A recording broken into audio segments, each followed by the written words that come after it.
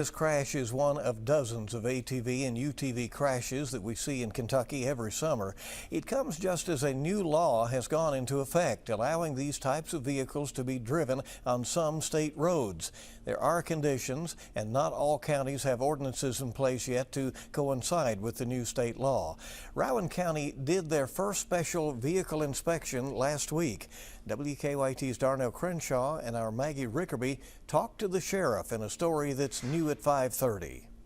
Recently, Sheriff Matt Sparks in the Rowan County Sheriff's Office conducted their first inspection on this side-by-side or UTV to make sure it falls into the criteria of street legal special purpose vehicles. Those types of vehicles include ATVs, UTVs, mini trucks, or a vehicle that is self-constructed. Now they're required to have turn signals, horns, brake lights, tail lights, seat belts. The special purpose vehicle requirements from Senate Bill 63 are spelled out in this one-page checklist. One of the things I like best about the writing in that statute is insurance.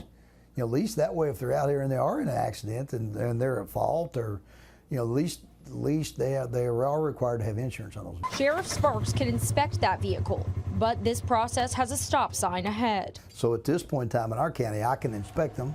You can walk into the clerk's office and get them licensed, but they're still illegal to operate at this time in our county.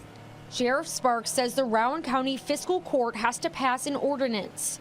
And at this point, there is no timeline when it will be brought up. As counties pass their version of street legal special purpose vehicle ordinances, Sheriff Sparks predicts there will be more of these on the roads and streets and more deadly accidents. I think when people start riding these on roadways, and just like motorcycles, when motorcycle versus car, it's usually the motorcycle operator comes out with the worst injuries.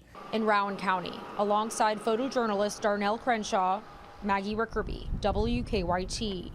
And Sheriff Sparks says if those special purpose vehicle operators pass inspection in their home county and that county has not passed an ordinance, they can take that vehicle to one that has passed an ordinance and operate it there.